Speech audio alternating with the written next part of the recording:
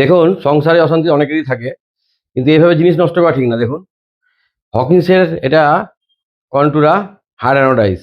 দেখুন, দুই দিক বাড়ি মেরেছে, বাড়ি মেরে মেরে একবার মারেনি, দীর্ঘ মানে বারংবার মেরেছে। দেখুন কি করেছে, দেখুন। এটা স্টিল, এটা অ্যালুমিনিয়াম না। এ সহজে ঠিক করা সম্ভব না এগুলো। দেখুন কত শক্ত জিনিসটাকে কিভাবে বাড়ি মেরেছে। দেখুন এদিকে দেখুন আর এদিকটা দেখুন, এইভাবে মেরেছে, এইভাবে মেরেছে, বারংবার মেরেছে। তারপরে কি হয়েছে, একদম পুরো দুমড়ে গেছে। দেখুন বডিটা কিছু হয়নি। এটা হকিন্সের কন্টুরা হার্ড অ্যানোডাইস। 2000 টাকা মতো দাম আছে কুকারটার। তো দেখুন এই কুকারটা, আমি কিন্তু এই কুকার কোনদিন এরকমভাবে ছাড়াইনি। এইরকম অবস্থা আমি কুকারে কোনদিন পাইনি। তো কাজটা কিভাবে করছি, ভিডিওটা সম্পূর্ণ দেখুন। এই কুকারটাকে আদৌ আমি সারাতে পারছি কিনা। অ্যালুমিনিয়াম তো নরম ধাতু, সহজেই সোজা করে দেওয়া যায়, কিন্তু এটা স্টেনলেস স্টিল, এটা খুব হার্ড ধাতু। স্টেনলেস স্টিল সহজে সোজা করা যায় না। আপনারা ভিডিওটা দেখুন যে আমি এটা করতে পারছি কিনা।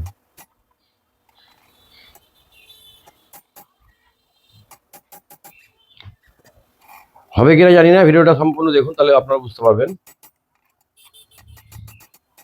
কিভাবে একে পিটিয়েছে। দেখুন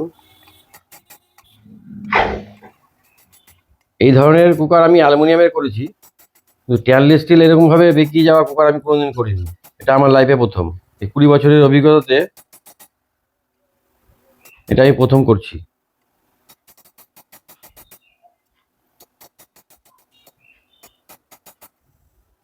ভিডিওটা কয়েক মিনিট দেখুন, যে কাজটা আমি আদৌ সাকসেসফুল হতে পারছি কিনা।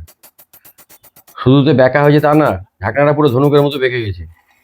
এই দেখুন, একটা সাইড তোলা হয়ে গেল, সাইড সোজা করলেই হবে না। এই যে ধনুকের মতো অবস্থা হয়ে আছে, সেটাকে কিভাবে ঠিক করছি সেটা দেখুন। এটা প্লাস বা সারাশি দিয়ে এটা সোজা করা যাবে না। আমি এটা খুলে ফেলি, তাহলে কাজটা করতে আমার সুবিধা হবে।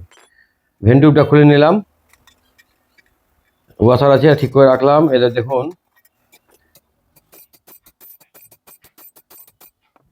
যেহেতু এটা স্টেনলেস স্টিল, তাই লোহা হাতুড়ি দিয়ে আমি এটাকে মারছি।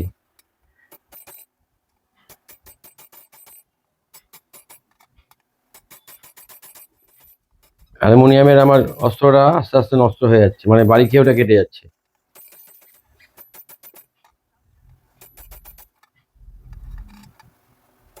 দেখুন বন্ধুরা, আমি ঠিক হবে কিনা আমি বলতে পারছি না, তবে শেষ ফিনিশিংয়ে গিয়ে দেখুন যে আদৌ আমি এটা ঠিক করতে পারছি কিনা।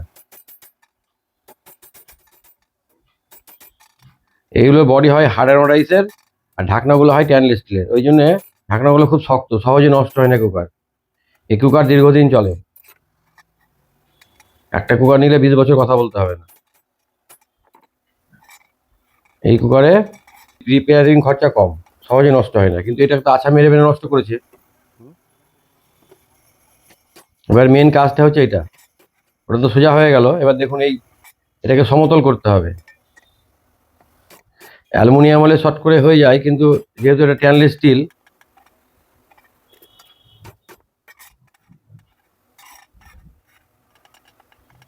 যে জায়গাটা ঠেকছে সেই জায়গাটাই মারতে হবে।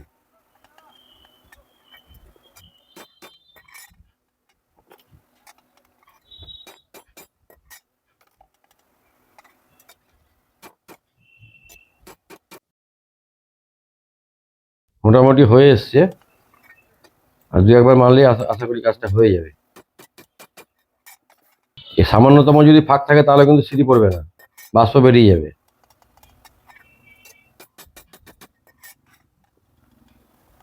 যেহেতু আমি এই ধরনের কুকার, এরকম বেঁকে যাওয়া কুকার আমি কোনোদিন করিনি। অ্যালুমিনিয়ামের করেছি, কিন্তু স্টেনলেস স্টিলের করিনি। তো যার কুকার তাকে আমি বলেছি যে হলে হবে, না হলে কিছু করার নেই। তো দেখুন, এবার আমি একটা বাতাস ভরে দেখবো যে আদৌ এটা করতে পারলাম কিনা। আর এখানে ভেন্টিউব লাগানোর আগে একটু আঠা দিয়ে দিতে হয়, ডেনড্রাইট হোক ফেভিকল হোক দিয়ে দিতে হয়।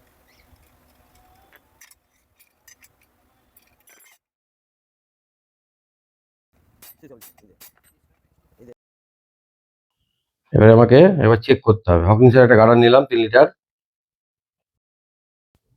নতুন গ্যাসকেটটা লাগানোর পরে এবার আমি চেক করে দেখবো যে আদৌ এটা ঠিক করতে পারলাম কিনা। কুকারটা কিন্তু নতুন, 2-4 মাস হয়তো ব্যবহার করেছে, কিছুই হয়নি। এখনো 20 বছর ব্যবহার হবে। এবার আমি কিভাবে চেক করছি দেখুন। গার্ডার লাগিয়ে নিলাম, এবার এর মধ্যে জল দেবো। যদি জল লিক করে তাহলে সিটি পড়বে না, তাহলে কিছু করার নেই। তো দেখুন পারছি কিনা।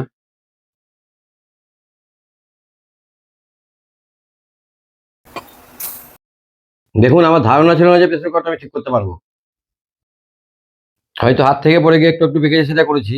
তো এইভাবে আছাড় মেরে মেরে নষ্ট করেছে, সেটাকে যে আমি ঠিক করতে পারলাম, নিজেরই খুব আনন্দ লাগছে। এই বাদ জিনিসটাকে আমি ঠিক করতে পারলাম। সকলে ভালো থাকবেন, আর ভিডিও ভালো লাগলে লাইক কমেন্ট শেয়ার করে পাশে থাকবেন। নমস্কার।